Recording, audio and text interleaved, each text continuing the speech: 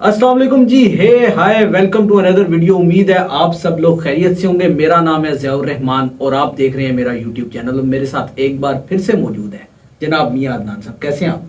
मैं बिल्कुल ठीक हूँ। बड़ा फॉर्मल सा आज आपने स्टार्ट किया। कल बहुत इनफॉर्मल हो गया था, आज मैंने सोचा कि मैं फॉर्मल होके आऊंगा तमीजदार तरीके से। आप भाई Okay, that's good. अब हमको चाहिए फुल इज्जत। यार मेरी वीडियो से अक्सर लग ही रहोगे, जैसे स्टडी आईक्यू आईएएस की वीडियो जैसी स्टार्ट होती है मैं कहता हूँ आईएएस वाईएएस बनो। तो मैं मिर्जापुर का बहुत बड़ा फैन हूँ और मैं काफी ज्यादा देखता रहता हूँ, रिपीट पे भी उसकी एपिसोड्स भी। तो मेरे जहन में वही चल रहा होता है। तो आप भाई को चाहिए फुल इज्जत। लेकिन इसके साथ साथ हमारे पास आज एक बड़ी इंपॉर्टेंट वीडियो मौजूद है जो सजेस्ट की गई है हमारी ऑडियंस में से। कुछ लोगों की तरफ से सजेशन आई है कि इस बारे में बात की जाए, क्योंकि हम कॉन्स्टेंटली पिछले कुछ वीडियोस के अंदर पैलेस्टाइन और इजराइल को लाजमी तौर पे डिस्कस कर रहे थे और हम उस पर अपना ना राय सिर्फ हम बल्कि पूरी दुनिया में, क्योंकि इतनी बड़ी जंग जारी है और जिससे मासूम लोग मर रहे हैं, तो वो हर किसी का it's a part of discussion. कितना इग्नोर किया जाए ऑब्वियसली।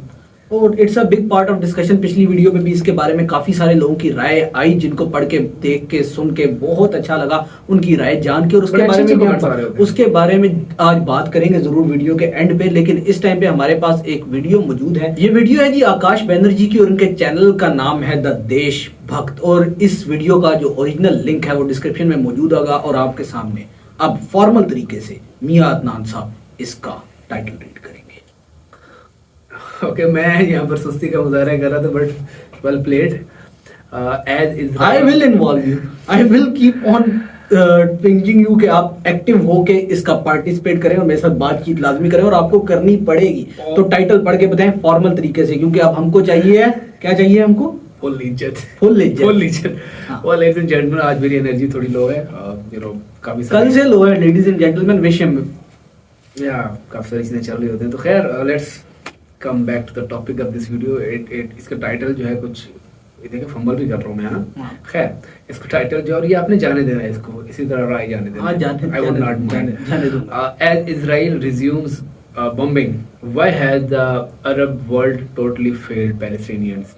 तो वीडियो ये सामने मौजूद है। देन यार ये ना वीडियो स्टार्ट करने से पहले अरब वर्ल्ड का जो वर्ड है ना, मिडिल ईस्टर्न कंट्रीज के मुंह पे ये बहुत बड़ा तमाचा है कि जो खामोशी है ना पिछले कुछ अरसे की, इस बात के बाद मैं वीडियो स्टार्ट करने वाला हूँ। इधर मैं ये भी कहना चाहूँगा कि आप दुनिया के बड़े शौकिया, आपका मुल्क भी मारता है कि हम we are the only super power in Muslim country. आपने क्या किया? न्यूक्लियर रोल को भी, अपने न्यूक्लियर रोल को भी देखना होगा। हमारा रोल भी, इसके बारे में हम अपने रोल को तो क्रिटिसाइज लाजमी करेंगे एंड पे, वीडियो के एंड पे। इससे पहले वो जो लिंक्ड कंट्रीज हैं, जो फिजिकली वहाँ ज्यादा अहमियत रखते हैं, इंपॉर्टेंस रखते हैं, जिनका बॉर्डर अटैच्ड है, खास तौर पे जिस तरह जॉर्डन हो गया, इजिप्ट हो गया, इस तरह के मुल्कों की बात हो रही है। तो खैर वीडियो करते हैं स्टार्ट और समझने की कोशिश करते हैं कि ये माजरा किस तरह बयान किया है इन्होंने।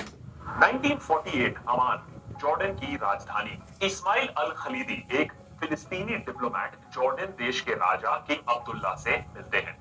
राजा अब्दुल्ला ये चाहते थे कि ब्रिटिश रूल के खत्म हो जाने के बाद फिलिस्तीन जॉर्डन का एक हिस्सा बन जाए। दूसरी तरफ जो फिलिस्तीनी पॉलिटिकल क्लास थी वो चाहती थी कि फिलिस्तीन एक आजाद देश बने, जॉर्डन के राजा का गुलाम नहीं।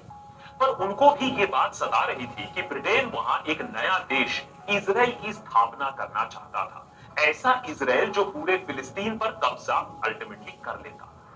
थोड़ा घबराया हुआ डिप्लोमेट इस्माइल कहता है राजा अब्दुल्ला से कि फिलिस्तीन उनके ऑफर को अप्रिशिएट करता है मगर उसको मंजूर नहीं कर सकता है। राजा क्रोधित, राजा हैरान और खड़े होकर राजा महफिल को बर्खास्त कर देता है। ठीक उसी वक्त एक मैसेंजर कमरे में आता है और बोलता है कि बीबीसी ने अभी अभी ब्रॉडकास्ट किया है कि यूएन जनरल असेंबली ने बिना फिलिस्तीनियों से पूछे फिलिस्तीन का विभाजन अर्थात पार्टीशन प्लान पारित कर दिया गया है। आधा फिलिस्तीन इजराइल के हाथ ऑलरेडी जा चुका है। राजा अब्दुल्ला इस्माइल से आंखें मिलाते हैं और कहते हैं, तुम फिलिस्तीनियों ने मेरा प्रस्ताव ठुकरा दिया, अब भुगतो।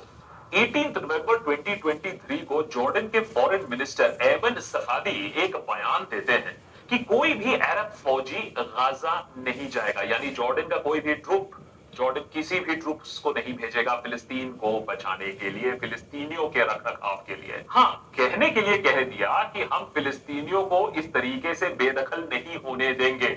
पर वैसे में भी कौन सा फिलिस्तीनी आज के डेट में गाजा में बाकी है जो बेदखल नहीं हुआ है। जैसे जॉर्डन के राजा अब्दुल्ला ने 1948 में कह दिया था फिलिस्तीनियों से तुम भुगतो, कुछ उसी तरीके से जॉर्डन और बाकी अरब लीडर्स भी फिलिस्तीनियों के साथ उसी तरीके से ही पेश आ रहे हैं कि इजराइल कुछ भी कर ले, तुम भुगतो। इजराइल के पीछे मानो पूरा का पूरा वेस्ट ही लगा पड़ा हुआ है, असला, पैसा, सपोर्ट भर भर के आ रहा है। अरे गिराओ तुम बम, कोई टेंशन नहीं है। क्या है, 15-16 हजार फिलिस्तीनी मारे हैं और मारो, कोई अब तो टेंशन 20,000 से नहीं है, ऊपर हो तुम्हारे चुका साथ है। है। उधर गाजा के साथ लगता है कोई भी नहीं है, बस दुआएं हैं, कुछ दवा भेजने की कोशिश चल रही है। एक नरसंहार को रोकने के लिए भी कुछ खास किया नहीं जा रहा। सीज फायर ताकि कुछ हॉस्टेजेस एक्सचेंज हो पाए, वो कुछ दिनों के लिए था, वो भी खत्म हो चुका है। इजराइल ने फिर से वापस अंधाधुंध बमबारी शुरू कर दी है। इजराइल ने एक मैप जारी करके ये भी कह दिया है कि अब साउथ गाजा के इलाके भी खाली करना शुरू कर दो। वही साउथ गाजा जो पिछले महीने तक एक सेफ जोन था जहां हमास नहीं था। अब देशभक्त पर हम पहले ही एपिसोड बना चुके हैं, आपको एक्सप्लेन कर चुके हैं कि हमास तो वैसे एक बहाना है, असल में निशाना कुछ और है। ऑक्सफैम के एक लीगल एक्सपर्ट ने कहा है कि 15 लाख लोगों को एक एयरपोर्ट जितनी जगह में रीलोकेट किया जा रहा है। इतने से एरिया में उन सब लोगों को कैदी बनाकर ही रखा जा रहा है। ऐसे में फॉरेन एड भी ढंग से नहीं पहुंच पा रहा है, बीमारी अब फैल रही है, मेडिकल फैसिलिटीज तो खत्म ही हो चुकी है, क्योंकि जैसा कि आप जानते हैं कि हमास तो सिर्फ हॉस्पिटल के नीचे ही रहता है। कुछ अरब देशों ने जैसे कि बहरीन, कतर, यमन, लेबनान ने कुछ मदद करने की कोशिश की है, मगर सऊदी अरेबिया, इजिप्ट, यूएई जैसे बड़े बड़े और ताकतवर अरब देशों ने कोई खास सपोर्ट नहीं दिखाया है, कोई खास प्रेशर नहीं डाला है। आम जनता तो सपोर्ट में है, सड़कों पर भी उतर रही है, लेकिन सरकारों ने सिर्फ बयानबाजी ही की है, जो कि थ्योरेटिकली सपोर्टिंग स्टेट्स हैं। उल्टा कई सारे देश तो उसी इजराइल को तेल भी बेच रहे हैं, जिससे तेल, वही तेल जो इजरायली फाइटर जेट्स में जाता है, जो बमबारी कर रहे हैं गाजा स्ट्रिप पर। जनरल परसेप्शन तो यही है कि अरब देश और मुस्लिम देश हमेशा फिलिस्तीन के साथ खड़े रहे हैं, इजराइल की जान लेने के लिए भी तैयार रहते हैं, पर यहां तो कुछ आजकल मामला उल्टा ही दिख रहा है। यानी जेनोसाइड रोकने की बात नहीं हो रही है, बल्कि ये बात हो रही है कि जेनोसाइड खत्म हो जाएगा तो उसके बाद कैसे काम होगा, कैसे गवर्नेंस होगी। देखिए, देशभक्त पर हम ये नहीं कह रहे हैं कि अरब नेशंस इजराइल से भिड़ जाए, उस पर हमला कर दे, हमास के एक्शंस को डिफेंड करे, कोई जरूरत नहीं है ये सब करने की। लेकिन सवाल हम बस इतना पूछ रहे हैं कि भाई इतनी भी क्या मजबूरी है कि इतने सारे देश एक साथ मिलकर जेनोसाइड रोक तक नहीं सकते हैं, एक साफ तरीके से अपना स्टैंड नहीं ले सकते हैं। क्योंकि दूसरी तरफ देखिए, पूरा जो वेस्ट है, यूएस देख लीजिए, यूके देख लीजिए, फ्रांस देख लीजिए, जर्मनी देख लीजिए, जो इजराइल के साथ खड़ा हुआ है, उसको फाइटर प्लेन्स दे रहा है, उसको बॉम्ब्स दे रहा है, मिलिट्री एड दे रहा है, मीडिया में प्रो इजराइल नैरेटिव खड़ा किया जा रहा है, और कोई फिलिस्तीन के लिए आवाज उठाने तक के Yes, लिए everything is managed and उसको भी controlled. चुप करा दिया जा रहा है। और ये अरब वर्ल्ड चुपचाप जेनोसाइड का नजारा क्यों देख रहा है? या तो ये बेबस है, या तो ये बेशरम है, या तो ये बीमार है। आइए जानते हैं असली रीजन। आखिरी दो बेहतर है। सबसे पहले तो ये समझना जरूरी है कि अरब देश है कौन, ये ग्रुपिंग क्या है। ये है मिडिल ईस्ट और नॉर्थ अफ्रीका का नक्शा। इस रीजन में जिन तमाम देशों में अरबी बोली जाती है, उनको अरब देश बुलाया जाता है, यानी Morocco, Algeria, Mali, Tunisia, Libya, Sudan, Egypt, Saudi Arabia, Yemen, Oman, UAE, Qatar, Bahrain, Kuwait, Iraq, Jordan, Palestine, Lebanon, Syria. देश इतने सारे हैं। हालांकि बोलचाल में काफी अलग अलग डायलेक्ट्स यहाँ मौजूद है, लिखित जुबान एक ही है। इन देशों में ज्यादातर लोग इस्लाम धर्म को मानते हैं। हालांकि इंपॉर्टेंट टू नोट, यहाँ क्रिश्चियंस, ज्यूज, ड्रूज जैसे रिलीजियस माइनॉरिटीज भी मौजूद है। मुसलमानों में ज्यादातर देशों में सुन्नी मेजॉरिटी है और कुछ में शिया मेजॉरिटी है। भाई, कहने का मतलब यह है कि अरब्स के अंदर भी काफी डाइवर्सिटी है। कुल मिला के यहाँ की पॉपुलेशन करीबन 50 करोड़ है। जीडीपी इनकी मिलाकर 3.5 ट्रिलियन डॉलर्स है, तो ये कोई लाइट वेट नहीं है। दुनिया का टोटल ऑयल प्रोडक्शन यहाँ का 30% है, तो पूरे दुनिया का ऑयल टैप यहाँ से ऑफ हो सकता है या कम तो कर ही सकते हैं। अब इस सब के बावजूद भी वो क्यों सीज फायर तक नहीं करवा पा रहे हैं, ये एक दिलचस्प सवाल है। पॉलिटिकली भी देखा जाए तो अरब देशों का एक अरब लीग भी है, जैसे कि साउथ एशिया में सार्क है, यूरोप का ईयू है। तो इसका मतलब है कि एक पॉलिटिकल क्लाउड भी है और एक इकोनॉमिक क्लाउड भी है।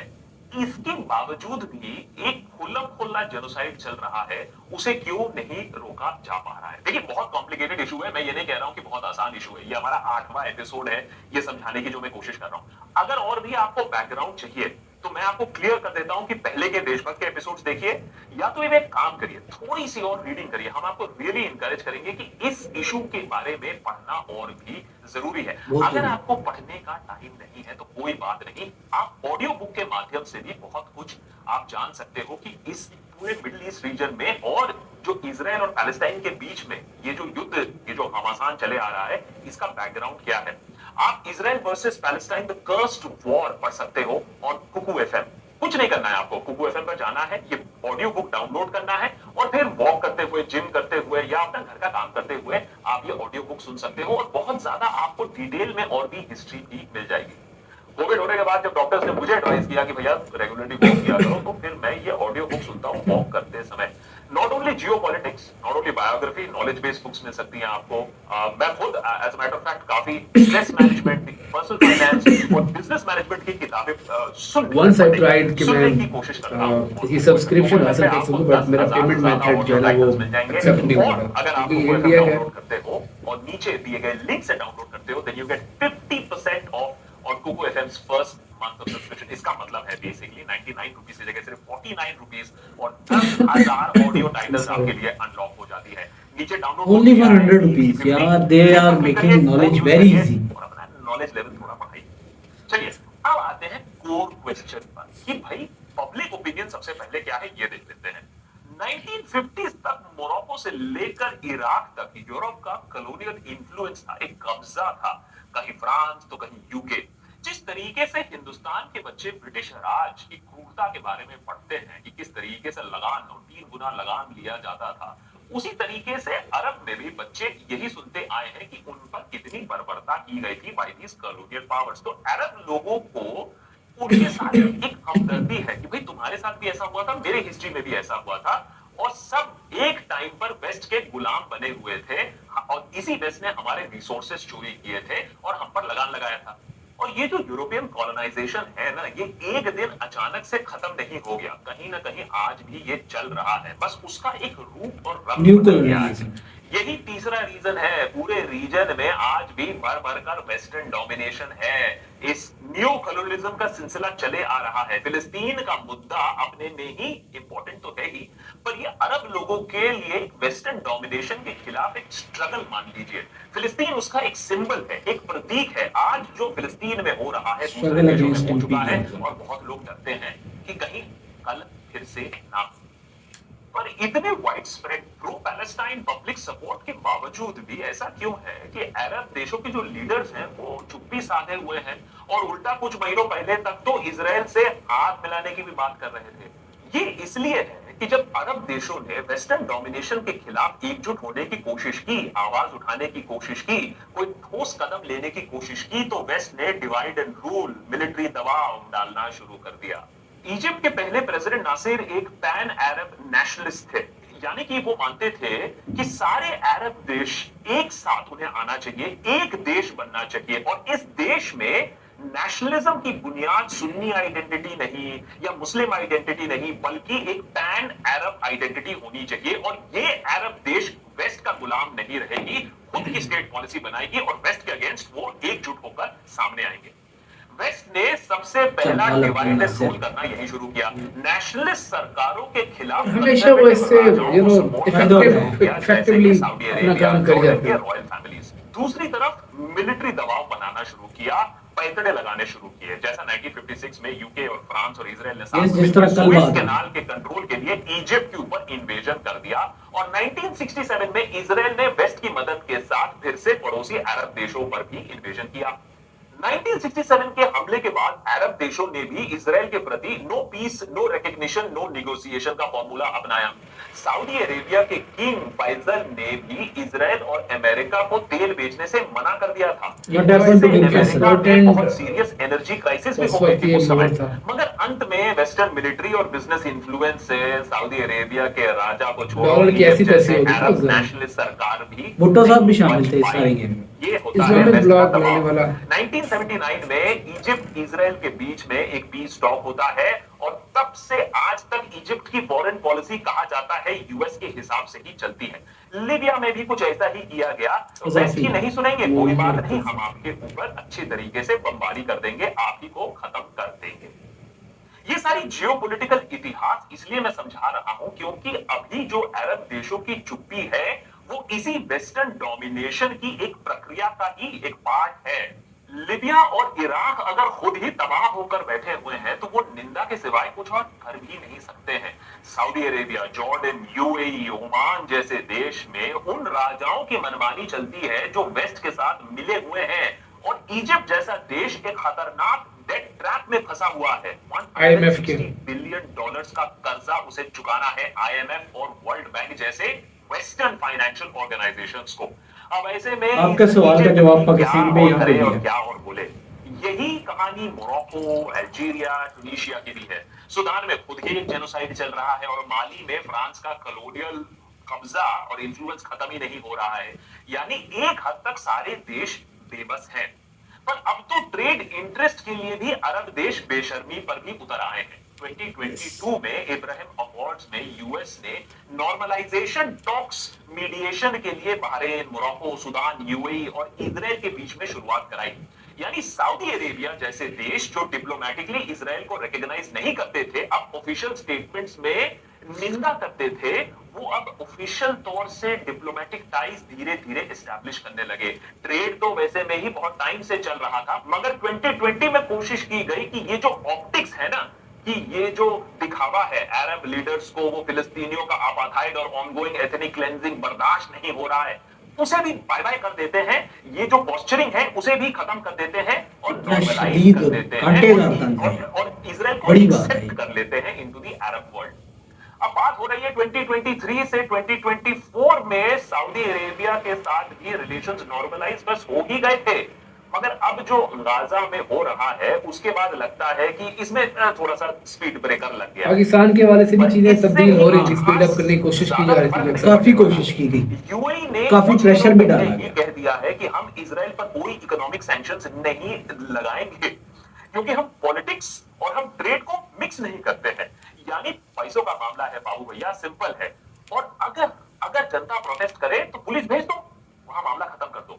और अब तो ये भी सुनने को मिल रहा है कि वेस्टर्न लीडर्स इजिप्ट को डील देने की कोशिश कर रहे हैं कि हम तुम्हें इतने हजार रेफ्यूजीज तुम रख लो हैं और उसके बदले में हम तुम्हें फलाना ढंग का पैसा देंगे या तो हम तुम्हारा कर्जा माफ कर देंगे। यानी सुपारी दी जा रही है कि भैया एथनिक क्लेंजिंग में, गाजा को साफ करने में, लोग फिलिस्तीनियों को बेदखल करने में हमारी मदद करो, हम तुम्हें पैसे देंगे।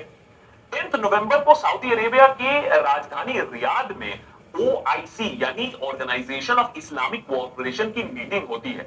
इसमें सारे अरब देश तो है ही, उसके साथ साथ मुस्लिम मेजॉरिटी देश भी हैं। बैठक के बाद स्टेटमेंट जारी की जाती है कि इजराइल बहुत बदमाश है और किसी को भी उसे वेपन्स बेचना नहीं चाहिए।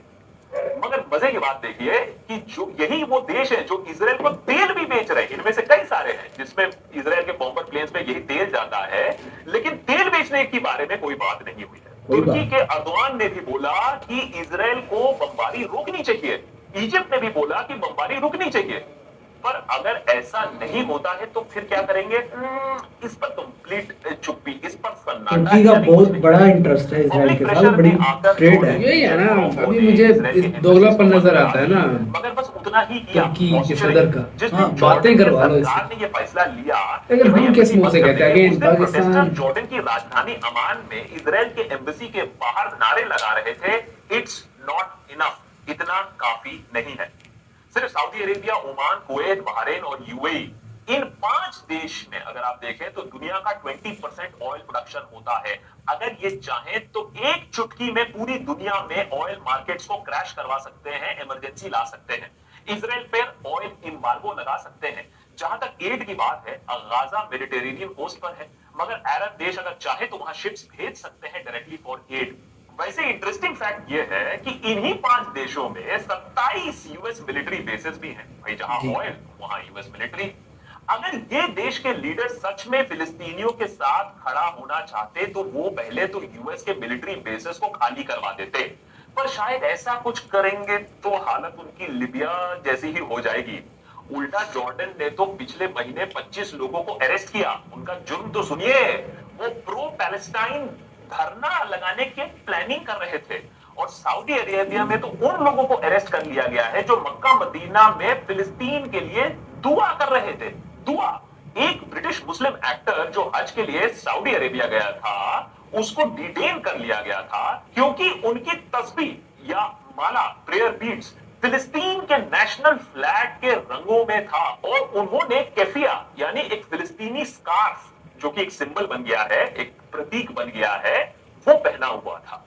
यही इजिप्ट, यूएई, ओमान में हो रहा है, पूरे अरब देशों में ये हो रहा है कि आप प्रोटेस्ट तक नहीं कर सकते हो, आवाज तक नहीं उठा सकते हो। अगर ये बेशर्मी नहीं है तो अब क्या है, आप ही खुद समझिए। हाँ, कुछ अरब लीडर्स कोशिश जरूर कर रहे हैं कि फिलिस्तीन को बचाया जाए। बहरीन छोटा देश है, मगर कम से कम उन्होंने इजराइल के साथ सारे इकोनॉमिक टाइज अभी कट कर लिए हैं, यानी कोई भी ट्रेड नहीं करेंगे। कतर शुरुआत से ही फिलिस्तीन के साथ है। अल जजीरा जो Qatar based state sponsored media है, उन्होंने बहुत अहम किरदार निभाया है। अल जजीरा का किरदार मीडिया के अंदर बहुत ज्यादा अच्छा किरदार है। अभी हाल ही में 7 दिन का सीज फायर हुआ था, उसमें भी कतर ने मीडिएटर का रोल प्ले किया था। लेबनान के हिजबुल्लाह ने मिलिट्री सपोर्ट दिया है, यमन ने इजराइल ओन कार्गो शिप्स को कैप्चर किया है, ईरान ने हिजबुल्लाह को सपोर्ट किया है, मगर खुद भी वो ज्यादा कुछ कर नहीं सकता है क्योंकि यूएस ने इतने सैंक्शंस उसके ऊपर ऑलरेडी लगा के रखे हैं। तुर्की में अर्दोआन उछल उछल के इजराइल को गालियां जरूर दे रहे हैं, मगर खुद नेटो के मेंबर हैं। अपनी शख्स लगता है मुझे डाली हुई है, तो ये उनका अमीरुल मोमिनीन के बारे में ऐसा ना कोई एक्शन नहीं लेंगे। अगर कोई पैलेस्टीनियन कॉज के लेकिन साथ, अपने मुल्क के इंटरेस्ट के साथ कोई खड़ा हुआ है तो वो फिलिस्तीनी लोग हैं या एक कॉमन सिटीजन है जिसे कम से कम ह्यूमैनिटी का एहसास है।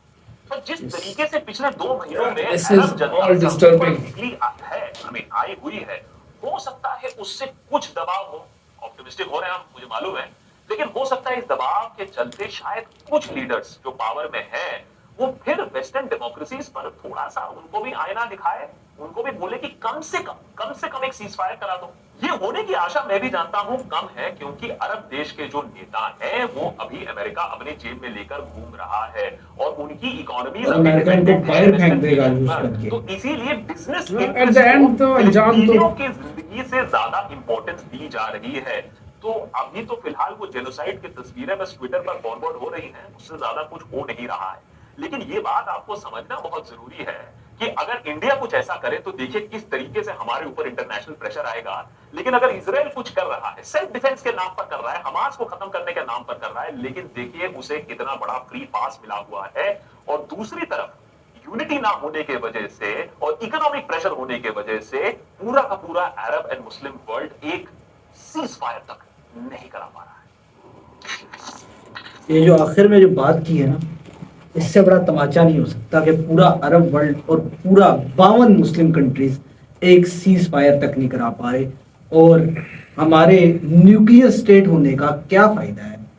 मतलब आप इतना, मैं ये नहीं कह रहा कि न्यूक्स गिरा दें, मेरा ऐसा कोई मकसद नहीं है। इतना प्रेशर तो आपका थ्रेट यूज होता है, बस इतना प्रेशर तो आपका कम से कम होना चाहिए और इतनी आप में गैरत तो होनी चाहिए यार। ब्यूटीफुली एक्सप्लेन्ड बाय मिस्टर प्रकाश, मतलब बहुत अच्छा उन्होंने किया है, एक्सप्लेन किया और बड़ा अच्छे तरीके से ये बताया है कि किस तरह मुस्लिम जो कंट्रीज हैं, अरब कंट्रीज जो हैं, वो खामोशी रखे हुए और क्या उनके इंटरेस्ट हैं।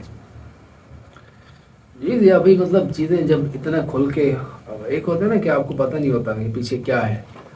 अब सब लोगों को पता है कि क्या चल रहा है, बट मतलब बच्चे मर रहे हैं, औरतें जो हैं, मतलब 20,000 इस वक्त जाने जो है वो जा चुकी हैं। और हम देख रहे हैं अपने माली फवायद देख रहे हैं, अपने इंटरेस्ट देख रहे हैं। तो यहाँ इतना बेहिसी है ना, मुनाफिकत और बेहिसी की और शायद दुनिया इसको भी इग्नोर करे, लेकिन ये वक्त जो है ना आज अगर उन पर आ रहा है तो तैयार रहना चाहिए कि आहिस्ता आहिस्ता, क्योंकि ये एक स्टैंडर्ड सेट हो रहा है कि आप अगर आप पावरफुल हो, आपके पास छड़ी है, तो अगले पर 4 दौड़ो। तो जो भी कमज़ोर बचेगा, वैसे भी इस दुनिया का एक ब्रूटल एक रूल रहा है कि गरीब ने हमेशा सफ़र किया है, जो नीचे था उसको सिर्फ वो ऊपर ही देखता रहा है। और कहीं ना कहीं ये जो सफरिंग है देख के हमारा भी ऊपर देखने का दिल करता है कि व्हाट्स गोइंग ऑन, इस धरती पर क्या हो रहा है, इस ज़मीन पर ये क्या हो रहा है। मतलब ये जो इतना बैलेंस आउट है, मतलब मजलूम की आहो पुकार के लिए, और सब देख रहे हैं, मतलब सब ने साइड्स ली हुई हैं और इवन इस पर बोल ही नहीं रहे। जो बोल रहे हैं उनकी भी आवाज़ें किस तरह से बंद की जा रही है। तो ये क्या बात की है, लाइक मैं वैसे भी ऑफ हूँ और ये चीज़ें और ज़्यादा डिस्टर्ब करें कि बेबसी है ना, हम भी कुछ नहीं कर पा रहे।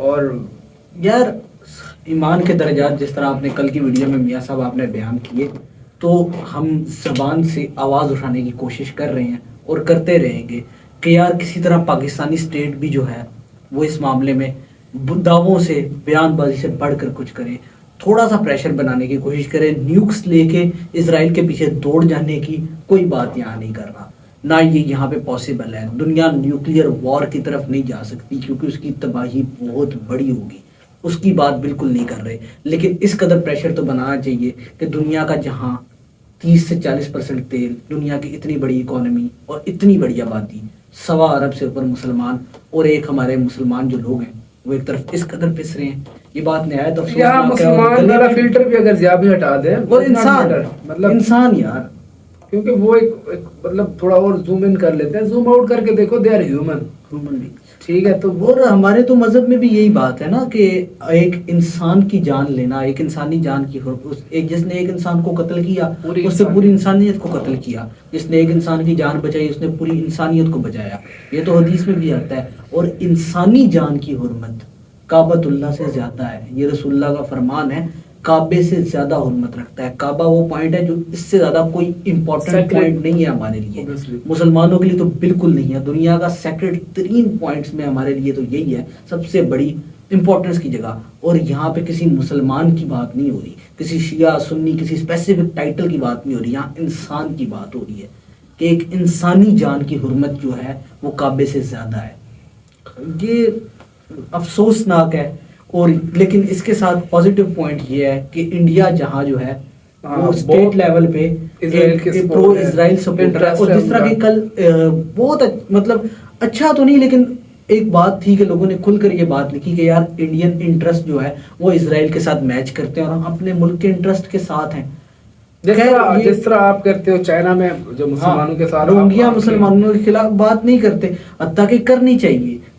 तो लेकिन ये अच्छा है कि आकाश सर ने जिस तरह बात की है, मैं देश प्रेस पे बैठा हूँ कि यार उस बंदे ने Yes, मतलब और जिस तरह इसके लिए बड़ी करेज चाहिए, बड़ा प्रेशर होता है और ऐसे टॉपिक्स पर बोलना इतना आसान नहीं होता, नहीं इतना होता। डिटेल्ड में आके आप इवन के यार we are living across the border, और उसके बावजूद यार कमेंट सेक्शन में कुछ लोग आके बहुत ज्यादा गुस्से का इजहार करते हैं और बहुत अजीबोगरीब अल्फाज का भी इस्तेमाल करते हैं। तो वहीं हो के मतलब जहाँ पे बहुत सारे लोगों का नजरिया जो है इंटरेस्ट की वजह से, लैक ऑफ रीडिंग की वजह से, लैक ऑफ पर्सपेक्टिव की वजह से और वेस्टर्न प्रोपेगेंडा इन्फ्लुएंस की वजह से, बेसिकली ये सारा प्रोपेगेंडा और मीडिया लिंक्ड है। प्रोपेगेंडा के अंदर आके फंसे हुए मासूम लोग इस तरह के जब बात कर रहे होते हैं और उस जगह से इस तरह की आवाज़ आना, ये बहुत बड़ी बात है। और I am thankful to him कि यार ये लोग जिस तरह तालीम देने की बात कर रहे हैं, जिस तरह खिदमत कर रहे हैं, लोगों की वैल्यू ऐड कर रहे हैं, कमाल हो गया। बहुत मतलब इन लोगों के लिए दिल से दुआ है कि यार ये लोग बेहतर करें। ऐसे लोग ही हैं जो जिन्होंने डिफरेंस क्रिएट करना है और अवेयरनेस क्रिएट करनी है, क्योंकि बाकी तो आप लोगों को पता है कि जितने भी मतलब सारे जो कम्युनिकेशन के प्लेटफॉर्म्स भी हैं वो भी उनके कंट्रोल में हैं, जो ऐसे ऐसी कोई बात होगी वो कंट्रोल कर लेते हैं। बट स्टिल इवन दो कि यार YouTube, Facebook, social media sites ये भी कम्युनिटी गाइडलाइन बहुत स्ट्रांग रखती हैं इसराइल के मामले में। आप जरा सा एंटी इसराइल बात कर लें, I am not talking about being anti Jew, I am talking about Israeli country and what they are doing in Gaza, उस पर आप बात कर लें तो आप पे रिस्ट्रिक्शंस आ जाती हैं। तो इस प्लेटफॉर्म के अंदर जहाँ पे दुनिया इस कदर वेस्टर्न हेजेमनी का शिकार है, अमेरिकन लॉबिंग है, यहाँ पे इसराइल कंट्रोल्ड चीज़ें हैं, हत्ता कि यार इसराइल की कंट्रीब्यूशन भी बहुत ज़्यादा है। यहाँ पे बहुत सारे लोग आ जाएंगे ये कहने कि यार आप उन्हीं के प्लेटफॉर्म क्यों यूज़ करते हो। यार प्लेटफॉर्म पब्लिक चीज़ है, वहाँ पे उन्हीं पब्लिक डिस्कोर्स वहीं पे क्रिएट की जा सकती है, वहीं बात करनी है। जब तक रिप्लेसमेंट नहीं है, प्लीज़ अगर आप रिप्लेसमेंट बना दें तो मैं वहाँ बैठ के बात कर लूँगा। तो खैर ये मसाइल तो है। वो अच्छी चीज जो है उसको अप्रिशिएट करें, जो बुरी चीज है उसको यार criticize इनोवेशन करना कोई है। भी लाए वो तो अप्रिशिएटेबल है, ये इनोवेशन है ना सोशल मीडिया का आना। लेकिन इस इनोवेशन पे आप कम्युनिटी गाइडलाइन के नाम पे फ्रीडम ऑफ एक्सप्रेशन को दबाएंगे तो उसको क्रिटिसाइज किया जाना बनता है। क्रिटिसाइज करना इसका ये नहीं है कि हम उसको एज अ होल बुरा कह देते हैं, उसके एक एस्पेक्ट के बारे में बात कर रहे हैं। और जब एक ऐसे कंट्री में हम बैठे हैं, हम फ्रीडम ऑफ एक्सप्रेशन की बातें कर रहे हैं, आप भी जानते हैं, Yes. मैं भी जानता हूँ, तो thank you so much Muzammil. यार बहुत ज़्यादा ज़रूरी थी। सॉरी ऑडियंस, चाय आ गई है हमारी, चाय के साथ साथ ही बात कंटिन्यू करते हैं जी। तो इस चीज़ों को ऑब्वियसली रियलिस्टिकली भी देखना होता है कि किस तरह से कठपुतलियाँ पहले लाई जाती हैं उस मुल्क में और उन्हें कंट्रोल किया जाता है। उसके बाद ये जो इनका अपना गोल होता है, मुझे तो पहले दिन से ही जब आइडिया हो गया था, जब जैसे पता चला कि जी अमरीकी बहरी बेड़ा आ रहा है, हाँ। तो मुझे पता चल गया था ये लंबी गेम होने जा रही है जब स्टार्ट हो रही थी ये वॉर। हाँ। और वही हमने देखा और उन्होंने हर चीज़ ऑलरेडी मैनेज्ड करके रखी हुई थी और वो चल रहा है। क्लियर प्लान लग रहा है कि उन्होंने पूरे का पुश आउट करना है, पुश आउट करना है। और जिस तरह इजिप्ट को ग्रेटर लाल इसराइल किया है, वाला जो उनका प्लान है वो ऑलमोस्ट वो तकमील के कंप्लीट होने वाला है वो लग रहा है। दिस इज लाइक बहुत मतलब कुछ चीज़ आपके आउट ऑफ कंट्रोल होती हैं और बेबसी होती है। वो बेबसी के आलम में शायद थ्रू आउट आप देख रहे होंगे। मुझे तो मतलब नहीं समझ आ रहा है कि मैं कैसे अपने आप को एक्सप्रेस करूं और मेरी एनर्जी बिल्कुल मेरा साथ भी नहीं दे रही है इस पर। मैं क्या बोलूं, मतलब जो भी बात करते बातें हैं इस तरह की हैं कि यार इन पे क्या बोला जाए। और जहाँ पे फिर उस तरह जिस तरह आपने बात की, उनका प्लान बहुत ज़्यादा क्लियर है। उन्होंने इजिप्ट को IMF के झंझट में उलझा हुआ है, इजिप्ट, पाकिस्तान इसी तरह कर्जे के अंदर उलझा हुआ है, इकोनॉमी हमारी डिस्ट्रॉय, ईरान पे सैंक्शंस, अरब कंट्रीज़ के साथी मफादात, लिबिया, इराक की हालत, अफगानिस्तान की हालत हमारे सामने है। तो इसके सामने मतलब ये है कि मुस्लिम वर्ल्ड भी जो है वो घुटने टेके खड़ी है। लेकिन this is the time that calls for all people, not the Arabs, not the Muslims, but all over the world, for the people to stand up and condemn this terrorism. ये बहुत ज्यादा हो रहा है, ये बहुत बुरी चीज है, ये क्राइम है, war is a different thing. यार कल भी मैंने बात की कि हजारा की तादाद में खवातीन हैं गजा में जो कि प्रेग्नेंट हैं, जिनकी डिलीवरीज ड्यू हैं दिसंबर के अंदर। हजारों की तादाद में ऐसी खवातीन वहाँ फंसी हुई हैं। लाखों की तादाद में लोग एक एयरपोर्ट जितनी जगह पे कैद कर दिए गए हैं। इन हालात में आप एक बार अपने आप को इमेजिन करके देखें तो आपके लिए फैसला करना आसान नहीं होगा। आप ये तमाम प्रोपेगेंडा के फिल्टर बंद करना इजी हो जाएंगे आपके लिए। यस, इसी के साथ ही लेडीज एंड जेंटलमैन हमें इजाज़त दें। इंशाल्लाह मिलेंगे नेक्स्ट वीडियो में। अल्लाह ताला आप सब लोगों का हामी और नासिर हो। अल्लाह हाफ़िज़। अल्लाह हाफ़िज़।